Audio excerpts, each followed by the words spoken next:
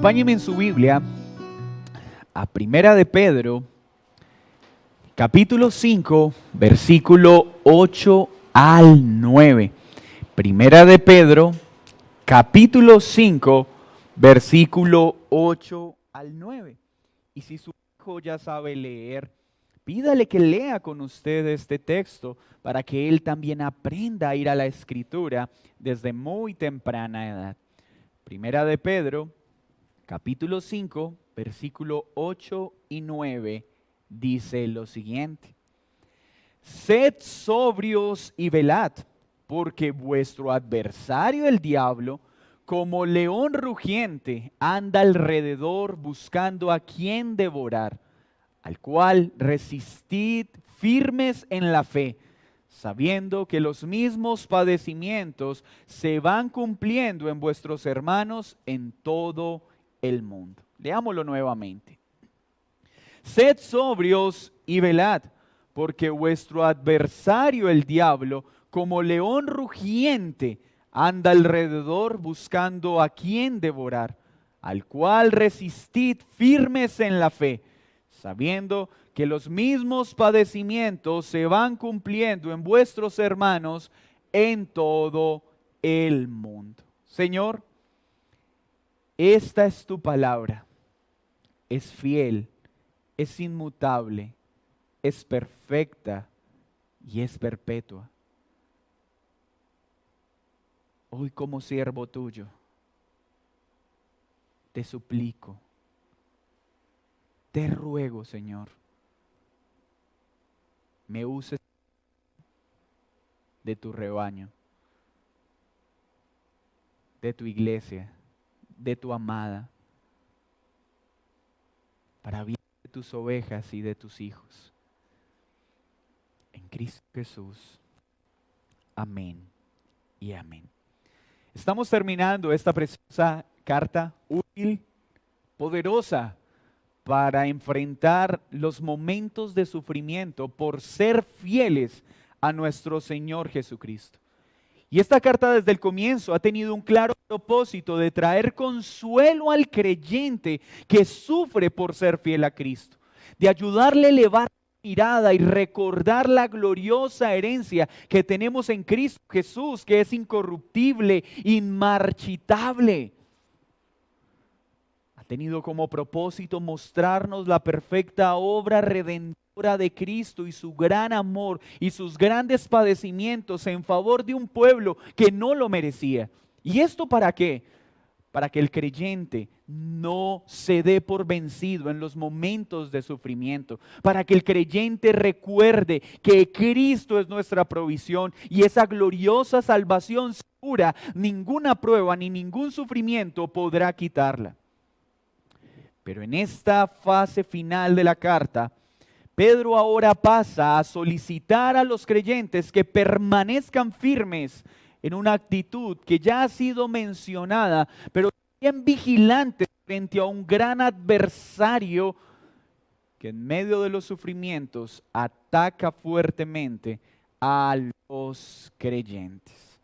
La iglesia necesita entender que hay una realidad espiritual que no puede ser ignorada.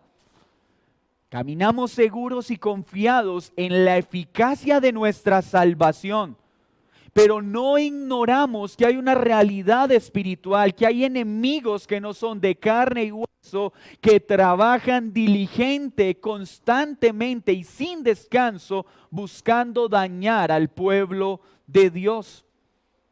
Muchas veces quisiéramos que en los momentos de sufrimiento la naturaleza pecaminosa, el mundo y la carne nos dieran tregua.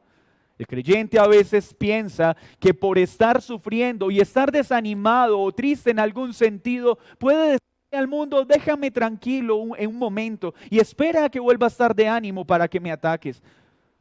Pareciera que el creyente a veces piensa que por estar afligido y padeciendo circunstancias difíciles, Satanás se va a compadecer. Al contrario, es en los momentos de sufrimiento donde Satanás está buscando una excelente oportunidad para dañar a cada uno de los creyentes. Es en los momentos de sufrimiento donde Satanás está esperando a que bajemos la guardia, a que descuidemos los medios de gracia y hacernos daño. Por eso hoy Pedro quiere advertir a su audiencia de que permanezca alerta, vigilante y en guardia contra un enemigo que no descansa, que no se fatiga. Ya se nos ha dicho en la carta, en los versículos anteriores, que debemos tener un corazón sumiso y sujeto a la autoridad, que debemos ser humildes, que debemos confiar en Dios y lanzar sobre Él toda nuestra ansiedad. Ahora se nos pasa a hablar de ser sobrios, de estar alerta y vigilante. En este texto vamos a ver los siguientes aspectos. Primero, la conducta del creyente que debe ser afirmada. Segundo, un enemigo que no descansa. Y tercero, la forma correcta de enfrentarlo. La conducta del creyente que debe ser afirmada, un enemigo que no descansa y la forma correcta de enfrentarlo. Pedro inicia entonces en esta parte de su carta con un imperativo, sed. Es una orden, es un mandato. Inicia hablando con un tono formal como lo ha hecho en toda la carta, pero sin dejar duda que lo que está diciendo no es un pequeño consejo, no es una leve sugerencia, no, es una orden. Hermanos, sean sobrios y velen. Y da la razón de por qué. En esta ocasión, habla de dos virtudes que deben estar en el creyente. Una, habla de aspectos internos y una lucha interna que todo cristiano tiene. Y la segunda, un aspecto externo del cual tiene que cuidarse el creyente. El cristiano tiene enemigos internos y enemigos externos.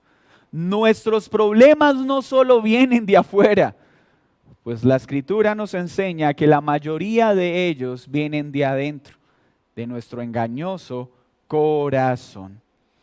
Entonces, el apóstol le está diciendo a su audiencia, lo primero que debe permanecer en ustedes es una actitud sobria. Cuando hablamos de ser sobrio, el griego de esta palabra nos enseña dominio propio, no ser llevado por los sentidos o por cosas que nublen la razón. Sobrio también es utilizado para contraponer al que se embriaga. El que se embriaga pierde la razón, pierde el dominio sobre sí mismo. Pedro está utilizando esta misma figura no para contraponer el consumo de las bebidas embriagantes, sino para dar una instrucción al creyente: cuidado, no pierdan el dominio sobre sí mismo, tengan dominio propio. No permitan que nada nuble la razón. No sean llevados por los sentidos y por sus sensaciones, porque éstas los confundirán. Pedro ya le ha dicho a su audiencia en esta carta, en el capítulo 1, versículo 13, y en el capítulo 4, versículo 7, lo mismo: sean sobrios, tengan dominio propio. No dejen que nada nuble la razón. Y pues entendiendo esto en un momento de sufrimiento es claramente comprensible. Pues es en los momentos de sufrimiento donde el cristiano muchas veces baja la mirada del cielo y empieza a guiarse por lo que lee de las circunstancias. Empieza a temorizarse por las noticias y por las situaciones. Algunos han podido experimentar de primera mano en este tiempo de pandemia y posteriormente con las protestas, lo fácil que es que nuestra alma entre en angustia con las noticias. La ansiedad, la sensación de miedo y pánico, inseguridad que trae cada vez que escuchamos las UCIs están llenas, los hospitales están colapsando, eso genera pánico. Pero ¿qué nos dice el apóstol? Cuando vengan estas circunstancias agobiantes y atemorizantes, sean sobrios, tengan dominio propio, no permitan que sus emociones los dominen y nublen la razón.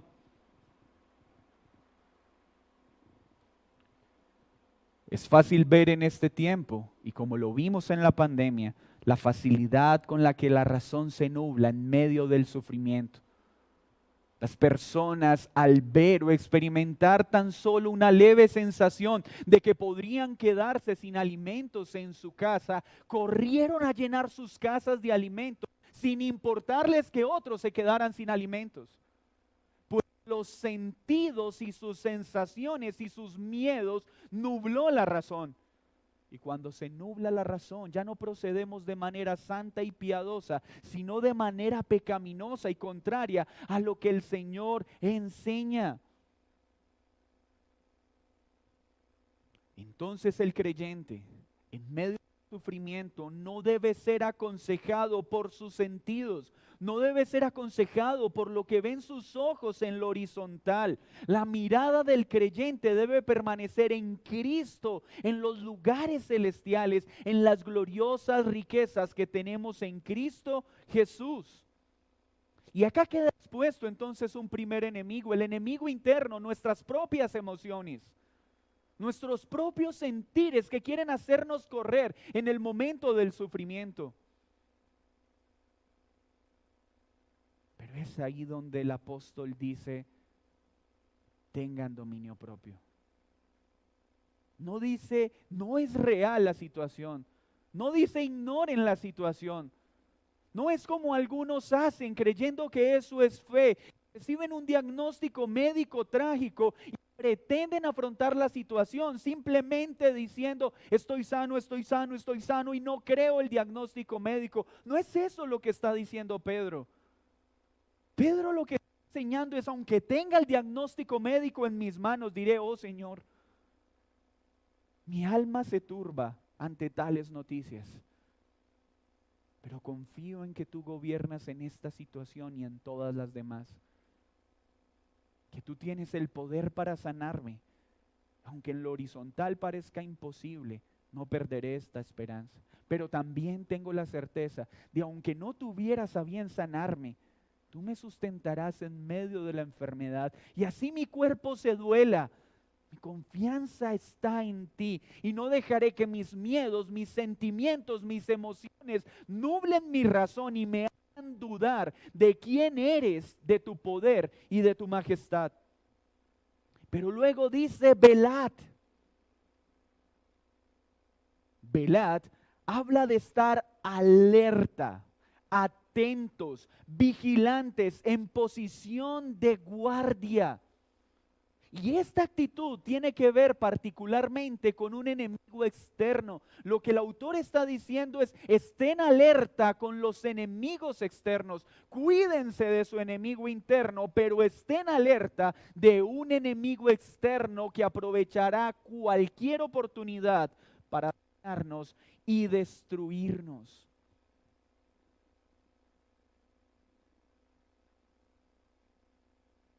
Mateo 24, 43 utiliza esta misma expresión de la siguiente forma. Pero sabe de esto, que si el padre de familia supiese a qué hora el ladrón habría de venir, velaría y no dejaría minar su casa. Es el mismo término que está utilizando Pedro para hablar de velar. Es decir, si un padre de familia que es diligente en cuidar su hogar, sabe que un ladrón va a venir a dañar su casa, a dañar a sus seres amados, él no bajará la guardia, estará vigilante. Esa es la misma actitud que debe caracterizar a un cristiano. Y no estamos esperando a que un ladrón cualquiera aparezca.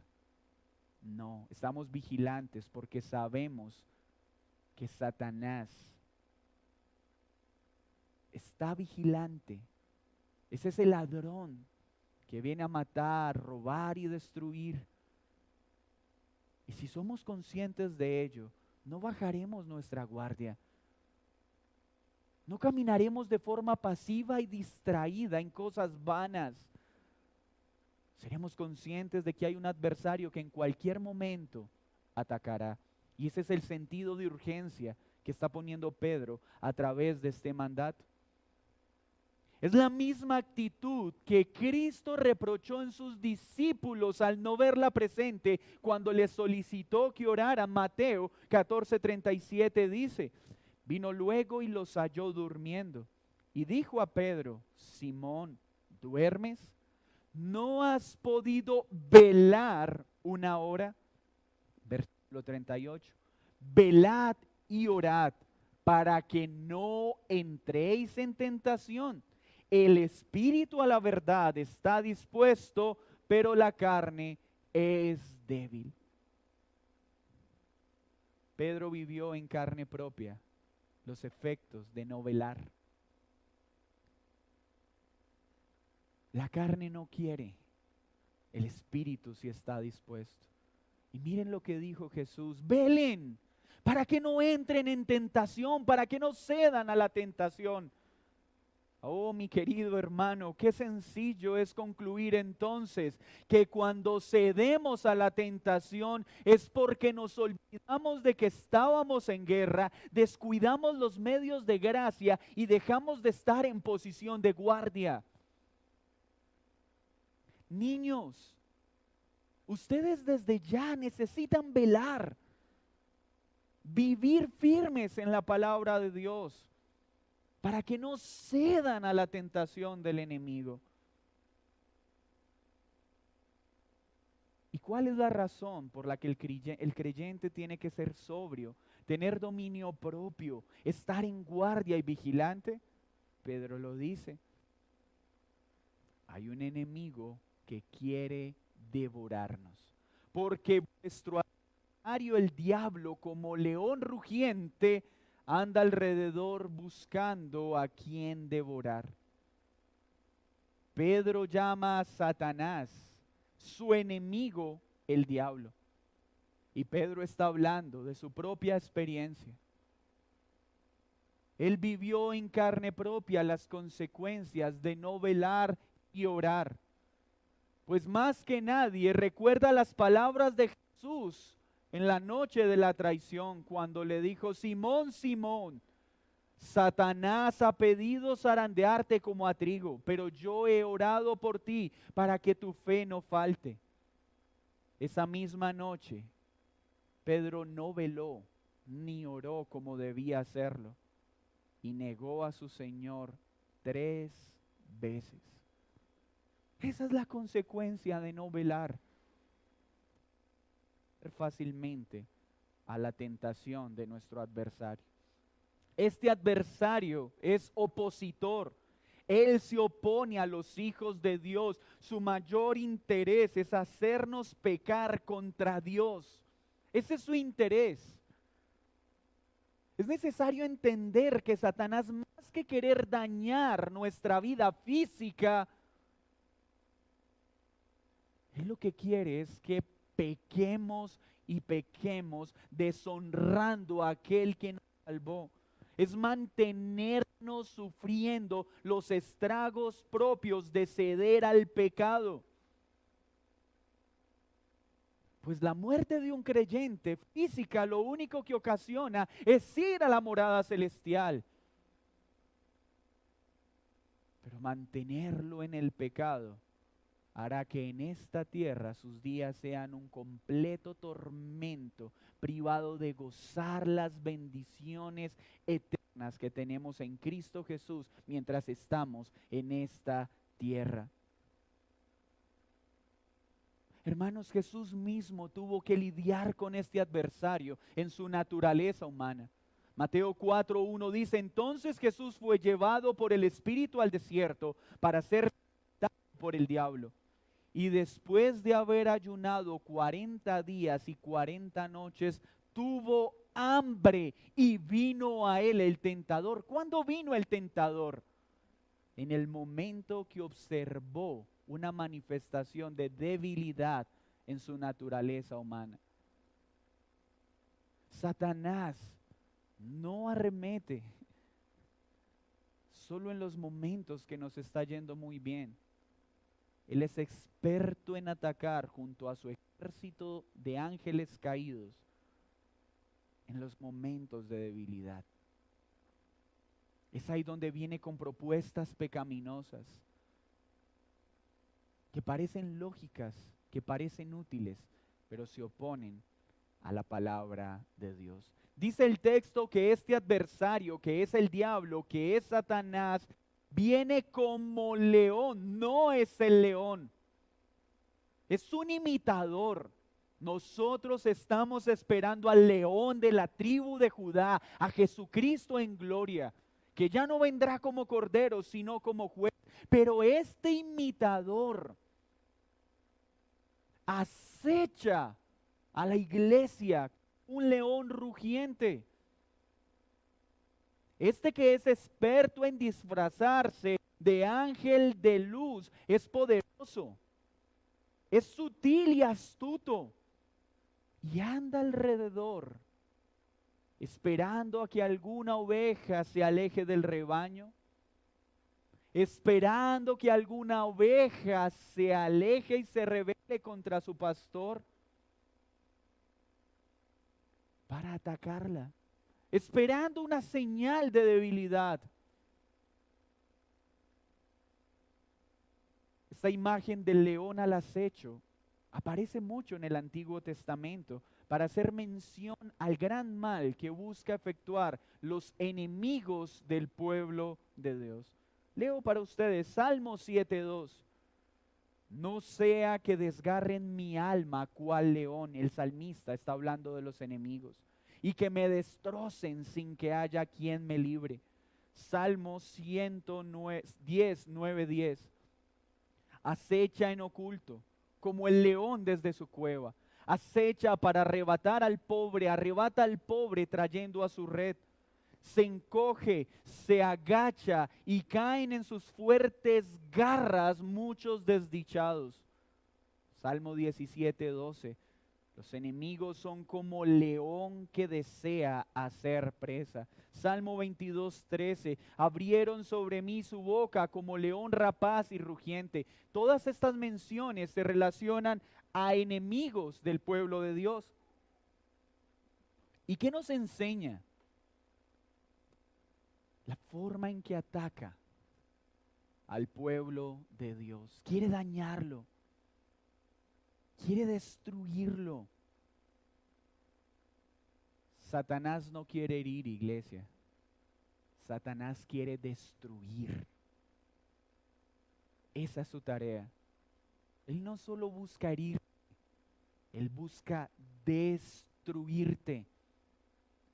Y aunque Satanás y sus demonios son seres espirituales que no podemos ver, estos efectúan sus ataques a través de agentes humanos.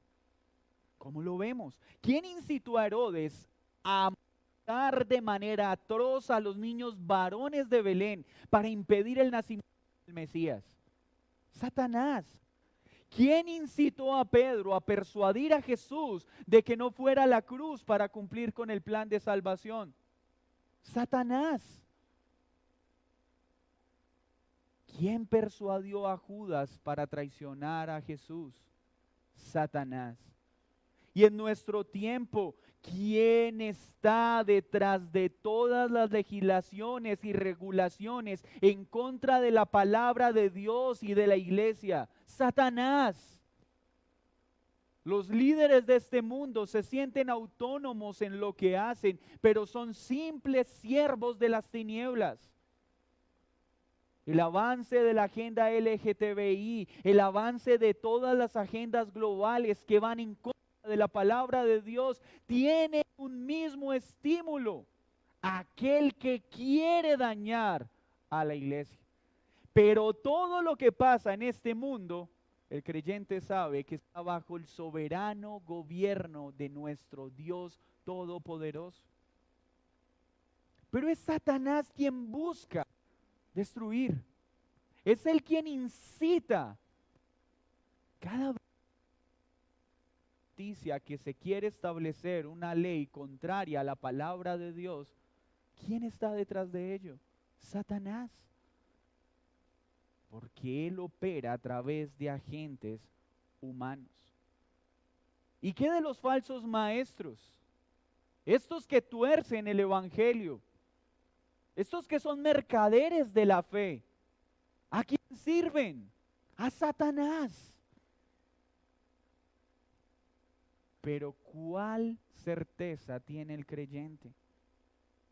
Si no fuera por la revelación de la palabra de Dios, esta descripción de nuestro adversario causaría terror en nuestro corazón.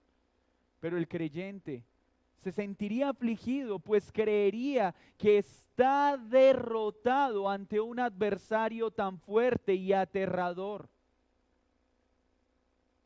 Pero la Escritura nos muestra que ese adversario ha sido vencido por Cristo Jesús, que nos ha sido dada una armadura espiritual y que al usarla correctamente el demonio es incapaz de penetrar esa armadura. Pero además Jesús enseñó a sus seguidores a orar para que Dios nos libre del mal. Dios nos ha enseñado que Él derrotó a Satanás por medio de la sangre del Cordero. Satanás ya fue vencido, aunque sigue operando en este mundo, ha sido vencido y derrotado. Aguardamos su sentencia final. Pero mientras llega ese día final, Él sigue acechando. Por eso el cristiano tiene que estar alerta. Y una forma de cuidarse de este adversario es permanecer con el redil, con su mirada puesta en Cristo, no arrastrado por sus sentimientos y por sus sensaciones. El creyente no ignora las artimañas del enemigo, pero tampoco camina aterrorizado y atemorizado. Camina no confiando en sus fuerzas, sino en aquel que lo salvó. Camina en posición de guardia, seguro que Dios es nuestro escudo. Claro que nuestro adversario tiene fuerza, pero no caminamos aterrorizados por su fuerza. Sin ignorarlo, caminamos en posición de guardia, pero confiando en nuestro glorioso Salvador. Ahora, ¿cómo lo resistimos? ¿Cómo le hacemos frente a este adversario poderoso? Pedro lo enseña, al cual resistís firmes en la fe, al cual le hacen frente estando firmes en la fe. El paralelo de este texto está en Santiago 4:7, cuando dice: someteos pues a Dios, resistid al diablo y él huirá de vosotros. ¿Cómo resistimos al diablo? ¿Cómo le hacemos frente? Comprando agua bendita, aceite ungido, abriendo la Biblia en el Salmo 91, haciendo supuesta guerra espiritual, gritando, declarando, atando. ¿Dónde está eso en la Biblia? La guerra espiritual se libra sometiéndonos a Dios, estando firmes en la fe. No es por gritos, no es por pataletas, no es por actividades circenses de supuesta liberación y exorcismo, que nada tienen que ver con la Escritura. Hermanos, al diablo se le resiste sometiéndonos a Dios, estando firmes en la fe. Pero, ¿de qué fe está hablando? Este término fe utilizado por el apóstol tiene que ver con pistei. Constituye la revelación bíblica en todo el cuerpo de verdad revelada contenida en la Escritura. Es decir, Cuando el apóstol está diciendo, resístanlo, háganle frente estando firmes en la fe, lo que está diciendo es, háganle frente a Satanás estando firmes en todo el consejo bíblico, estando anclados en todo lo que la palabra de Dios dice.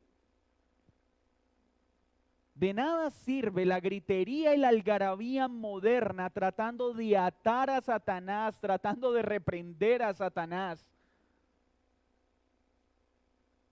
si las vidas no están sometidas a Dios y a su palabra. Mira, la verdadera guerra espiritual se logra cuando tú y yo nos sometemos a todo el consejo bíblico.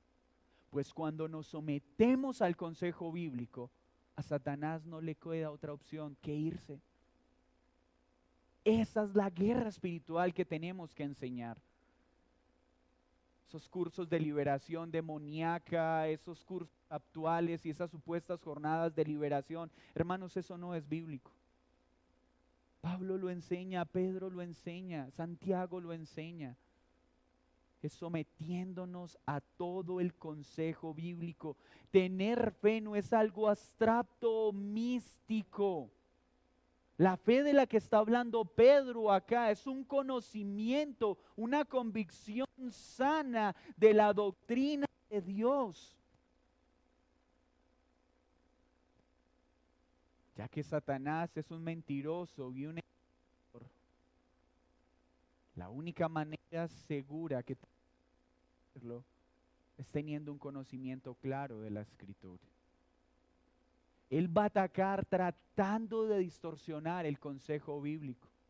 Nosotros le haremos frente estando firmes en guardia con un conocimiento de todo el consejo bíblico. Jesús nos dio un claro ejemplo en el capítulo 4 de Mateo.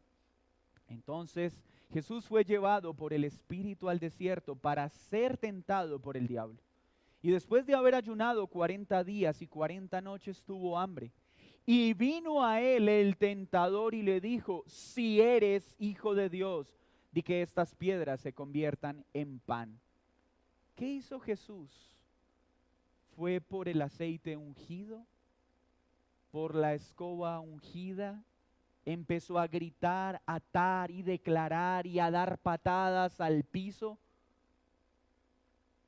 Hizo guerra espiritual. ¿Cómo? Usó la palabra de Dios. Respondió con la palabra de Dios. Escrito está, no solo de pan vivirá el hombre, sino de toda palabra que sale de la boca de Dios.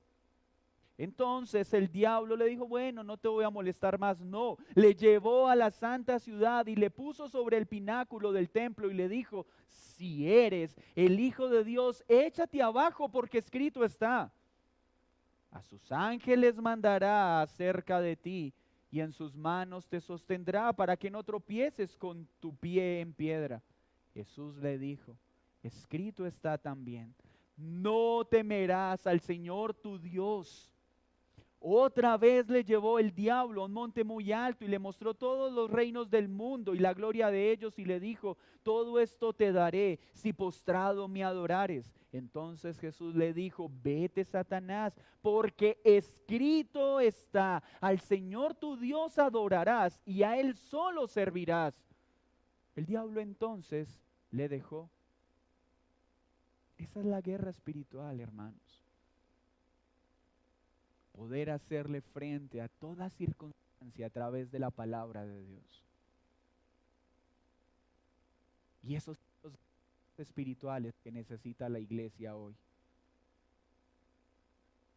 Hombres y mujeres que conocen la palabra de Dios, que conocen el consejo bíblico y que responden bíblicamente a todas las situaciones. ¿Cómo entonces bajo la guardia y le doy cabida a las tinieblas para que entre a dañar mi vida? Cuando vivo aparte del consejo de Dios. cuando no vivo sometido a la palabra de Dios, cuando no obedezco la instrucción del Señor. Es como si le estuviera diciendo, he aquí devorador, ven y haz como se te antoje. ¿Qué tan ceñidas están nuestras vidas al consejo bíblico? ¿O aún sigues viviendo a tu manera?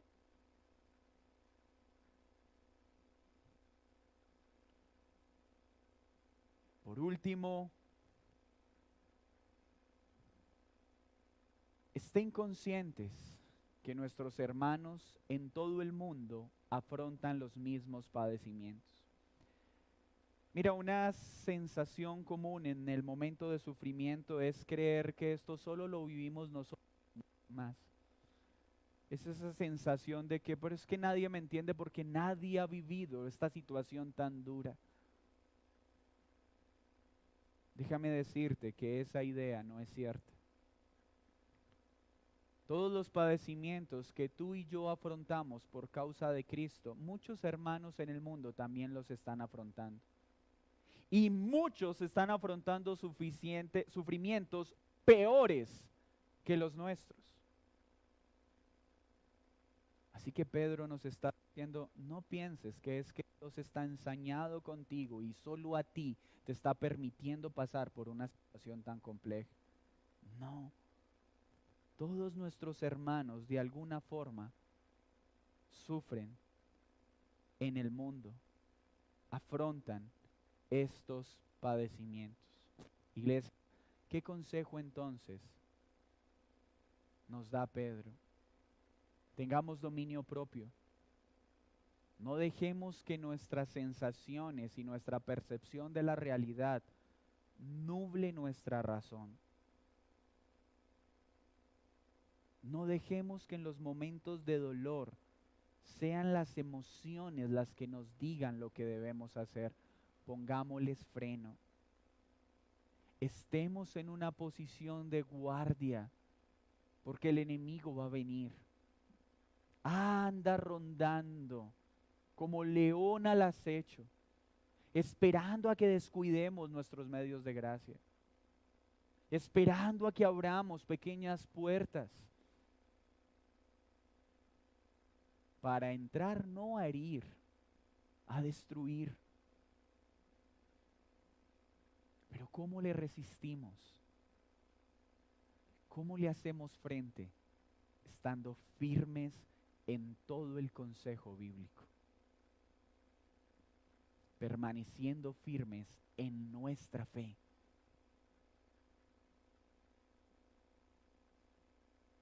Estamos en guerra, iglesia.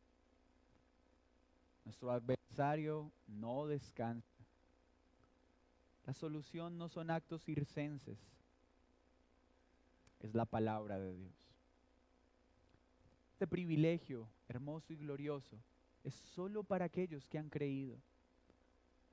Tú, querido hermano en Cristo, puedes estar seguro que aunque hayan momentos en que bajemos la guardia, Jesús también acudirá a nuestro auxilio para guardarnos del devorador. Pero esto no nos exime de nuestra responsabilidad. Esto nos da un gran deber, ser diligentes, ser conocedores de la Escritura. Un creyente que no conoce la palabra de Dios puede pasar días orando y su oración no sirve para nada. Porque la guerra espiritual y una verdadera oración solo es posible por la Escritura.